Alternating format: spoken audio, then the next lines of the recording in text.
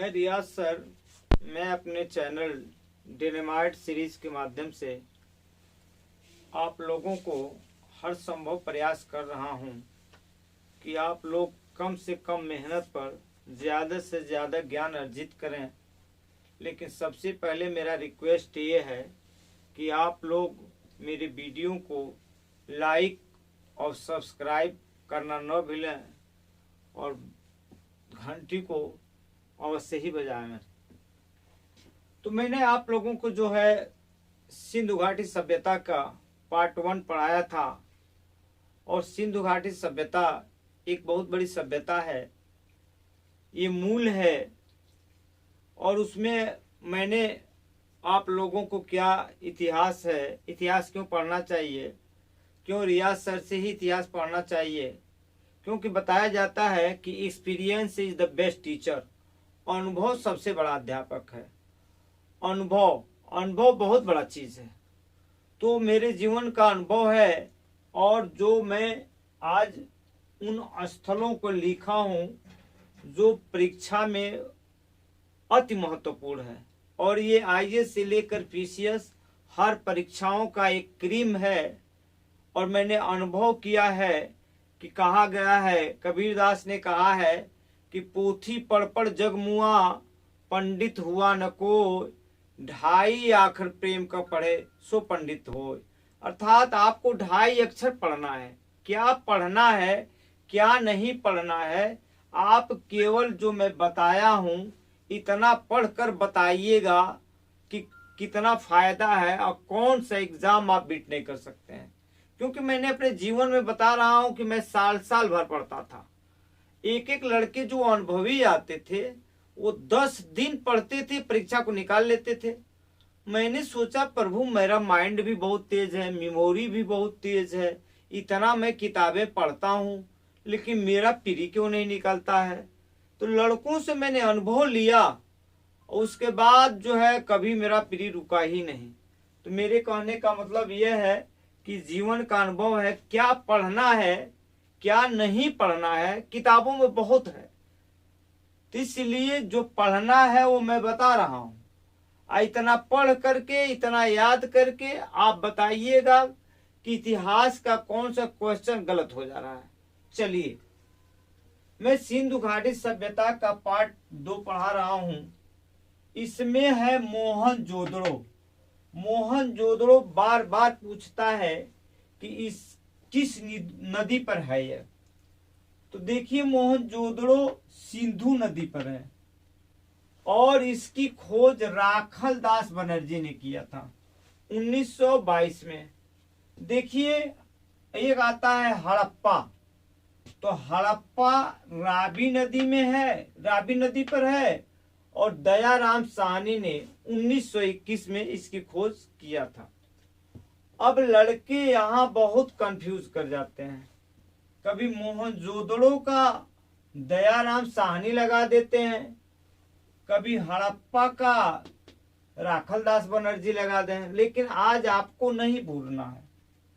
पहला नंबर, आप मोरा याद कर सकते हैं। मोरा, मो से मोहनजोदड़ो, रा से राखल दास बनर्जी, बस मोर जैसे होता है उसी तरह रा लगा लीजिएगा, मोरा आप नहीं भुलाएगा।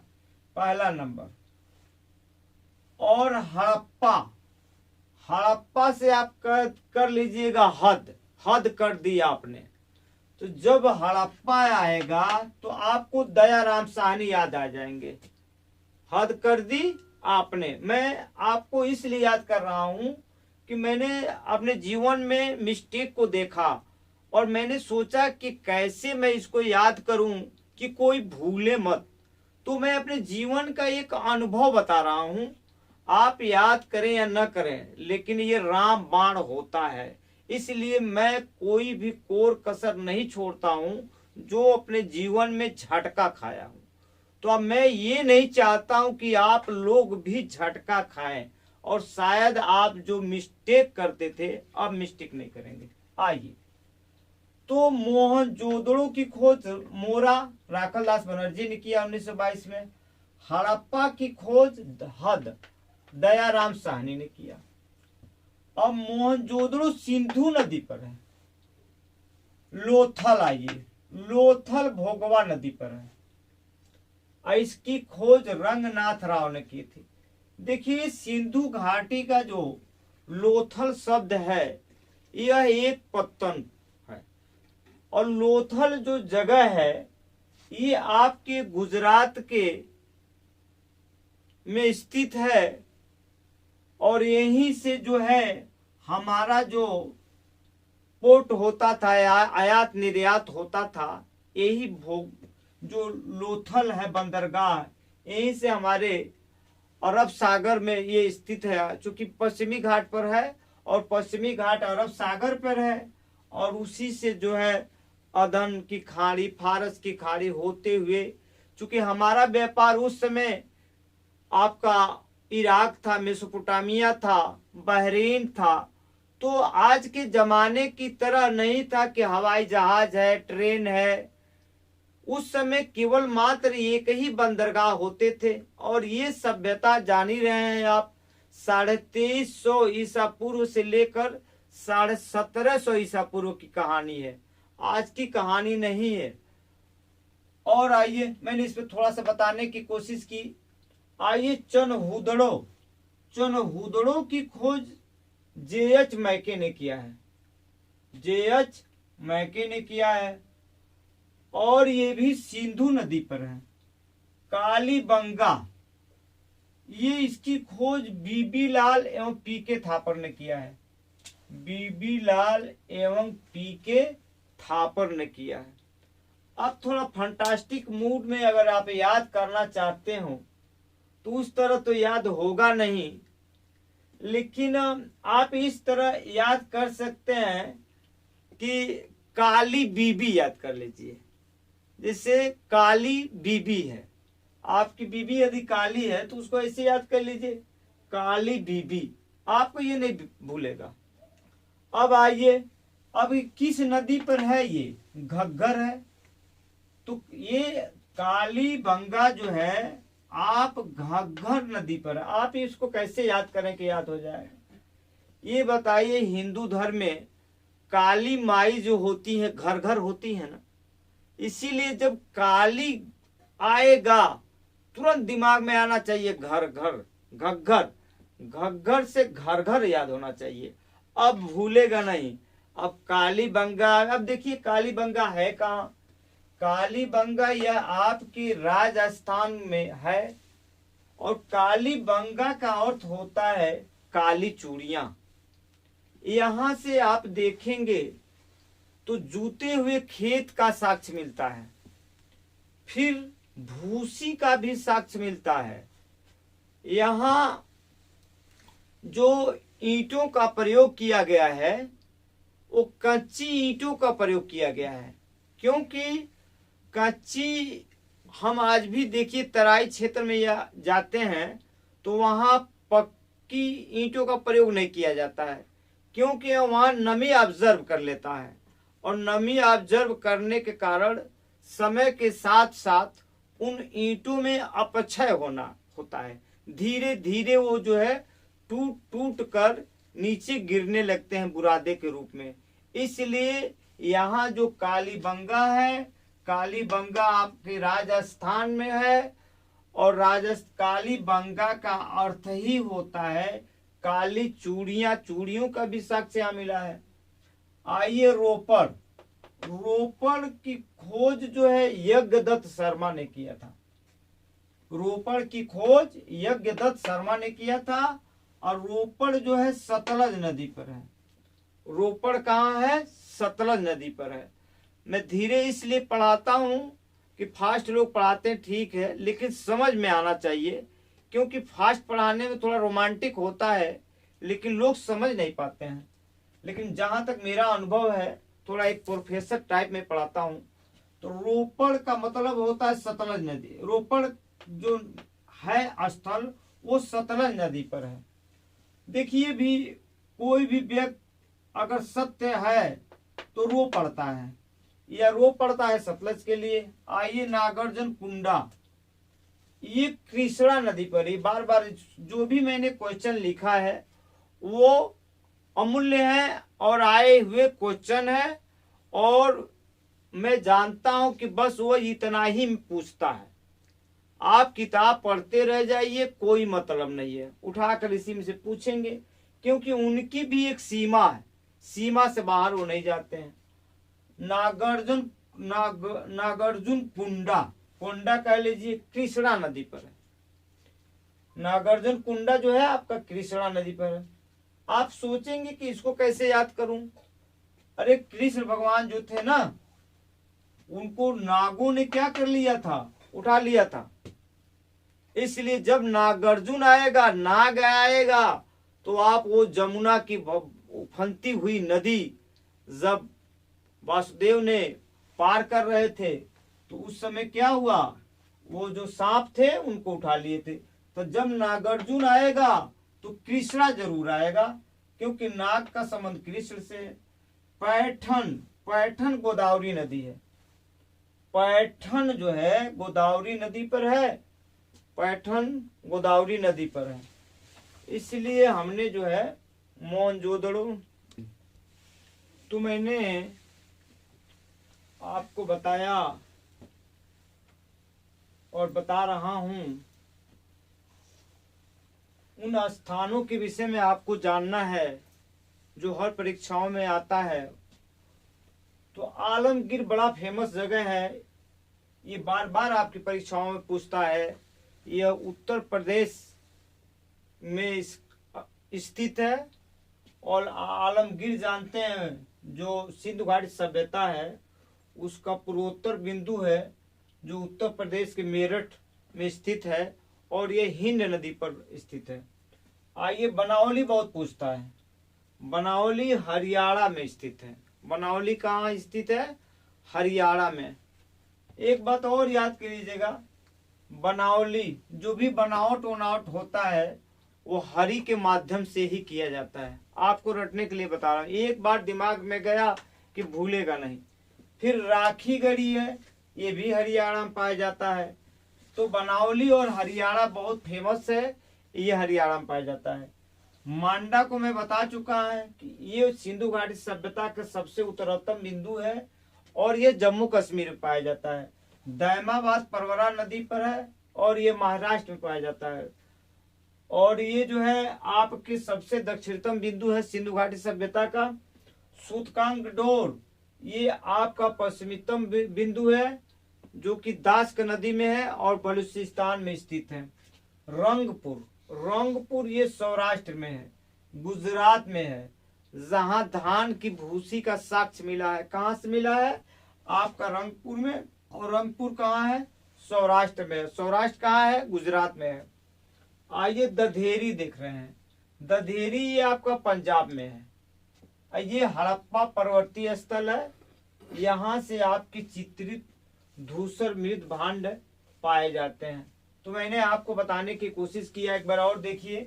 आलमगीर आपका उत्तर प्रदेश में हिंडन नदी पर है, बनावली हरियाणा में है, राखीगढ़ी हरियाणा में है, मांडा चिनाव नदी पर है जो जम्मू कश्मीर पाया जाता है, दैमाबाद परवरा नदी पर है जो महाराष्ट्र में है, सूतकांग डोर दास्क नदी पर है, रंगपुर सौराष्ट्र में है, गुजरात में है, दधेरी पंजाब में है। ये बड़ा पूछता है कि दधेरी।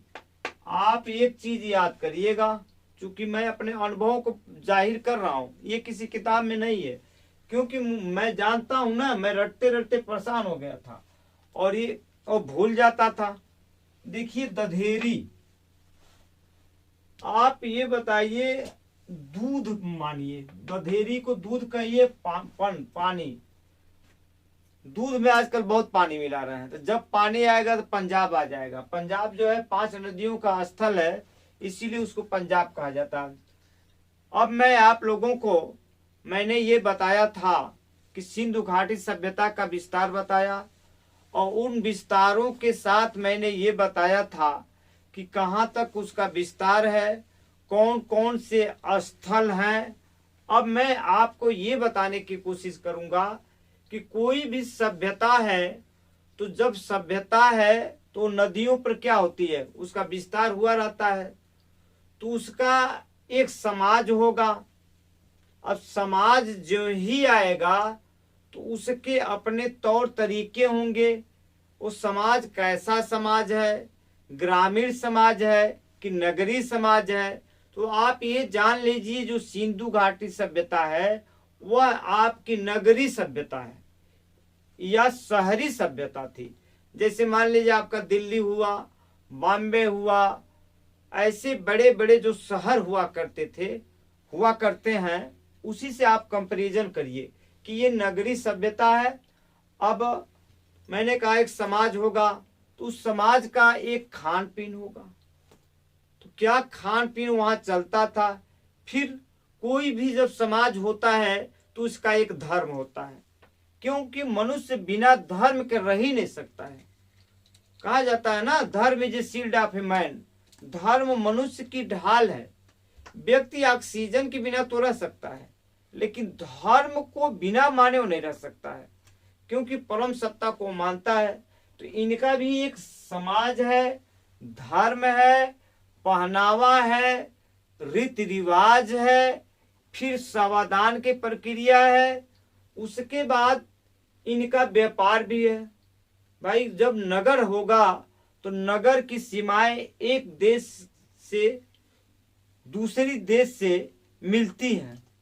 तो आज के जमाने की तरह थोड़े है ये कि आज के जमाने में आपका एरोप्लेन है, फिर हेलीकॉप्टर है, फिर आप देखेंगे कि ट्रेन है, जिसके माध्यम से आयात निर्यात होता है।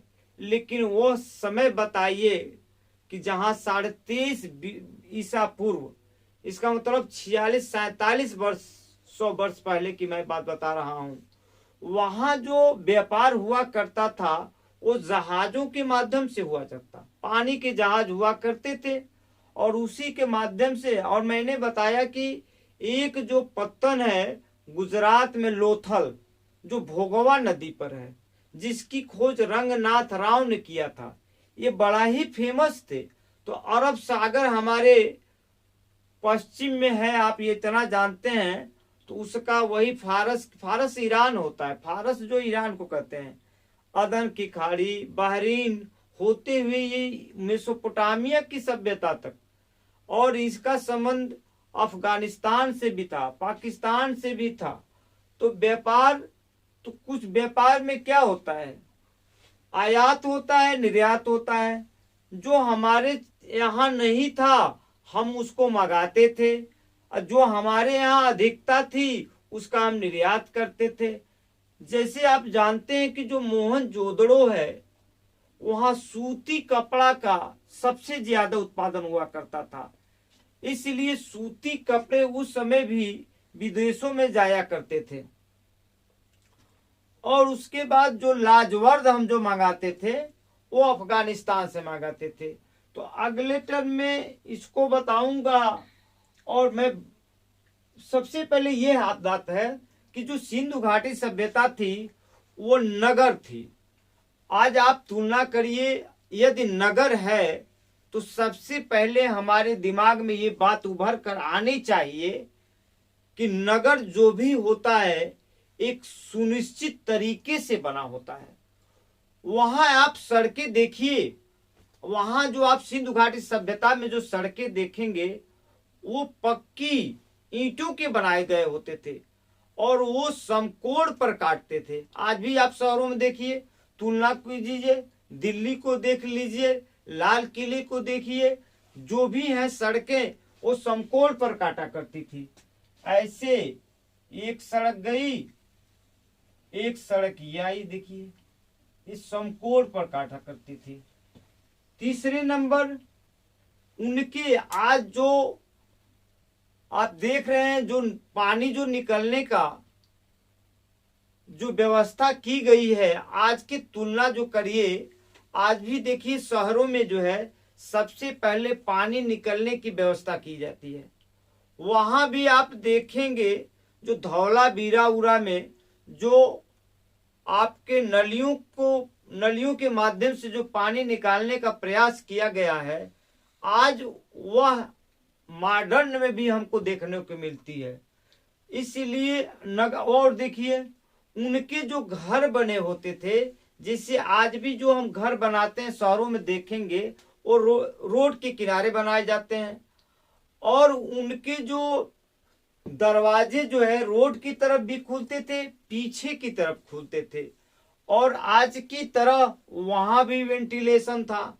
तो आप इससे कल्पना ये बात कर सकते हैं कि किस तरह इतने साल पुराने सिंधु घाटी सभ्यता इतना सुनियोजित तरीके से बनाई गई थी कि जो आज भी हमें एक आश्चर्यजनक के रूप में दिखाई पड़ती है। इस तरह मैं अगले वीडियो में आपको इसको विस्तार से बताने की कोशिश करूंगा कि कैसे व्यापार होता था, कैसे समाज था, कैसे धर्म था, कैसे वहाँ की व्यवस्था थी। इस तरह मैं अपनी वाणी को विराम देना चाहता हूँ। जय हिंद, जय भारत।